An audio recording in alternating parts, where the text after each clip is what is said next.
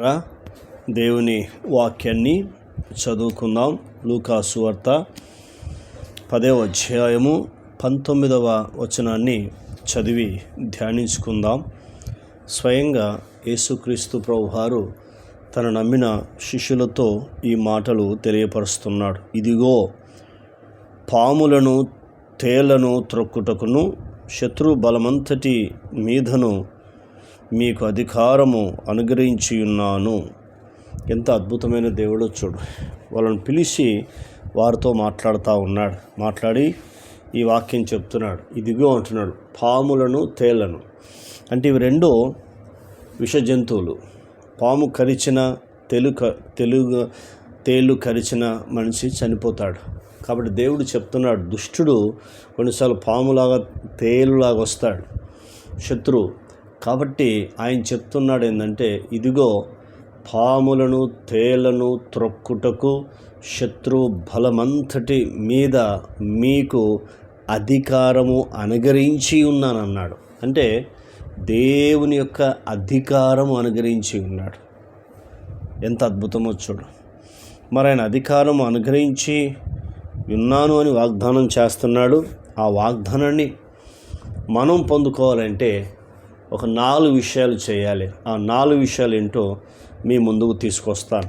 మొట్టమొదటిది, దేవుని యొక్క మాటను శ్రద్ధగా వినాలి. ఏం చేయాలి? మనం దేవుని యొక్క మాటను శ్రద్ధగా వినాలి. అందుకే చాలామంది క్రైస్తవులు మనుషుల మాట శ్రద్ధగా వింటున్నారు. ఏ పని నేర్చుకోవడానికి శ్రద్ధగా నేర్చుకుంటున్నారు.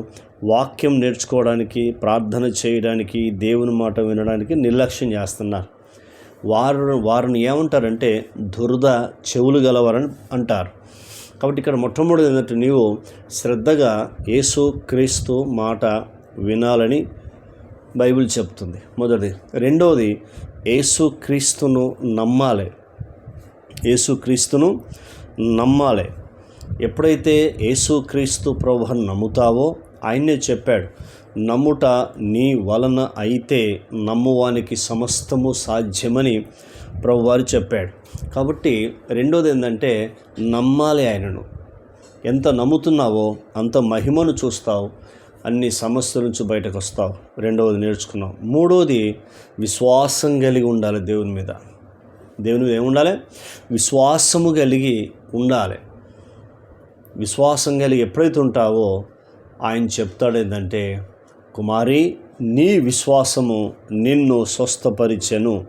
కుమారుడా, నీ విశ్వాసము నిన్ను స్వస్థపరిచెనని దేవుడు భర్తమైన గుడ్డి భిక్షకునితో చెప్పాడు. 12 సంవత్సరాలు బ్లీడింగ్ అవుతున్న స్త్రీతో కూడా చెప్పాడు. మూడోది నేర్చుకున్నాం. నాలుగోది ఏంటంటే, నిరీక్షణ కలిగి ఉండాలి. ఏముండాలి?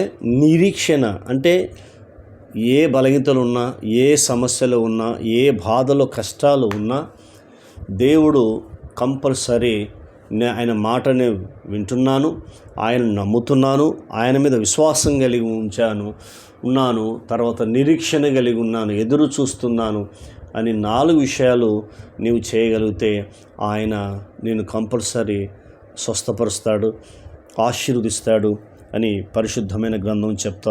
మొదటి. రెండోది ఏం చెప్తున్నాడు అంటే, ఆయన మాట్లాడుతున్న మాట ఇక్కడ, ఏదియో మీకెంత మాత్రమును హాని చెయ్యొద్దు. రెండోది వాగ్దానం చేస్తున్నాడు, ఏదియో ఎంత మాత్రము హాని చేయదు, ఎంత మాత్రమును హాని చేయదంటున్నాడు. హాని చేసేవారు నీకు ఉండరు అని దేవుడు వాగ్దానం చేస్తున్నాడు. అంత అద్భుతమైన దేవుడు మరి మనం కలిగి ఉన్నాం. కాబట్టి ఆ దేవునికి కృతజ్ఞతలు, స్తోత్రములు చెల్లిస్తూ మరి తీర్మానం చేసుకుందాం. ప్రార్థన. కన్న తండ్రి, నీకు వందనాలు. విన్న మాటలు దుష్టతకు పోకుండా సహాయం చేయండి.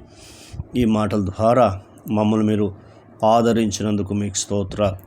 మమ్మల్ని ధైర్యపరిచినందుకు వందనాలు చెల్లిస్తున్నాం. ఇదిగో, పాములను త్రేళ్లను త్రొక్కుటకు శత్రు బలవంతుడి మీద అధికారము అనుగ్రహించి ఉన్నాను, ఏది మీకెంత మాత్రము హానిచ్చేదని చెప్పిన దేవుడు నీకు వందనాలు. ఈ వాగ్దానము మా జీవితంలో మీరు నెరవేర్చి నీ నామానికి మహిమ తెచ్చుకోమని మా ప్రార్థన విని జవాబిచ్చినందుకు కృతజ్ఞతలు. యేసు నామంలో పొంది ఉన్నాం తండ్రి, ఆమేన్. దేవుడు మనందరిని దీవించి ఆశీర్వదించునుగాక. Amen, amen, amen.